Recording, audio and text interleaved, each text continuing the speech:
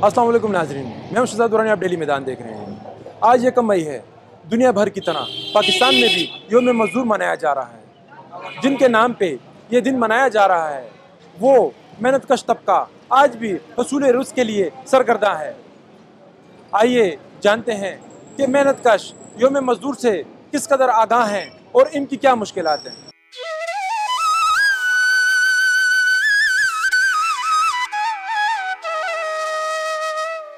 چې 1 مئی دا او دا راته پته نشته چې دا سم مسله مناویږي. نو چوټي به خاورې وکړل ته چې دی که نه مطلب دا د غریبي د ډېره سخته او ګرانیم ده. نو دې د وجې موږ ګاډی لګوو که نه، خپله مزدوري کوو، خپله غریبي کوو.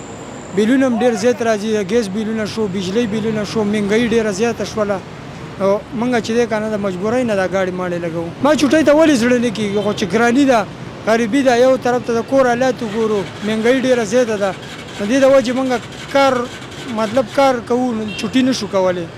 دا موږ ته خو پته نشته، دوی وایي یو مزدور ورځ ده، خو دا هغې ته خو موږ ته خو د دې کې څه فایده نشته دی. ګوره دا خو ټول مزدوران دي، کاروبار د ډېر وخت نه ولاړ دی او هېڅ کاروبار دلته نشته. موږ ځو او راځو کرایانې لګوو او زموږ چې کوم دی نو دا مطالبې دي د ټولو ادارو نه چې بی دا کاروبار شروع شي په ښه اخلاقو په دغه باندې. دا 4-5 میاشتې مسلسل وشوې چې دې کې موږ ته اسم نه میلاویږي، ځو او راځو د جیبه خورو. موږ چې یو ورځ مزدوري ونه کړو نو موږ کور ته په بچو باندې به څه خورو؟ او موږ ځو او راځو د خلکو دا وینا ده، د ټولو خلکو نه ته تپوس وکئ، هېڅ مزدوري نشته زموږ په دې پېښور کې او هېڅ دغه نشته دی.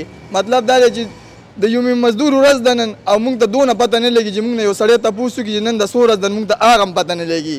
او موږ ټول دا مزدورانو دا مطالبه ده چې بی دا څونه محکمې دي دا ټول په دې باندې غور وکړي، فکر وکړي چې بی دا وګوره دا نن دا کومه خاص ورځ ده، دا د مزدورانو دپاره ده. او زموږ دې لاسونو ته وګورئ، دا څښا لاسونه یې موږ مزدوران یو، ځو او راځو، زموږ هېڅ درک نه لګي بغیر د دې دیاړۍ نه. یاره جی زمونږ خو خزړه کېدلو، خو بس مجبوري ده، مجبورۍ نه راللو. بل الله دې معافي وکړي چې دومره ګراني شوې ده چې موږ چوټي نشو کولی. او بل کارونه هم نشته، په کارونو باندې هم داسې 4-5 میاشتې دومره اثرات پرېوتی دی، ډېر بېنهایته اثرات پرېوتی دی. بس مزدور چې اوس چوټي وکړي نو موږ به چول اخر وړو څه. یاره سرجي موږ خو غریبي هم ده، مجبوره خلک یو، غریبانان یو، بس دې د وجې چوټي نه شو کولی. نه زړه م نه کېږي چې بس مجبوري ده که نه، هر شی ګران دی، بس ګرانه ګراني ده، د دې د وجې چوټي نه شو کولی. زما نوم باچا زرین دی، زه دا پردیس سره تعلق ساتم. او 1 مئی چې دا لیبر ډے ده، خو حالات داسې دي چې 5-6 میاشتو نه زموږ کارونه نشته. موږ دغه شان ناست یو. زموږ د نوي ګورنمنټ دا مطالبه ده چې باجان حالات ښه شي، زموږ به هم کارونه وشي، خو حالات هغه شان نه دي. نو پکار دا چې موږ نن زموږ چوټۍ ورځ وه، خو چوټي نشو کولی ځکه چې موږ خپل ماشومان له بام څه وړو که نه.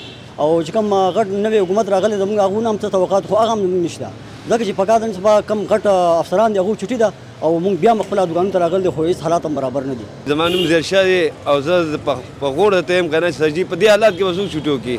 دا دونه غریبي ده، قسم په خدای که والله که یو قسم چوټي وکړي د اتوار په ورځ هم خلک راځي چوټي نه کوي. ولې چې غریبي ده، یو داسې غریبي ده چې 800 وګټې نو 1200 د نه کور کې لګي. قسم په خدای د څه حالات دی.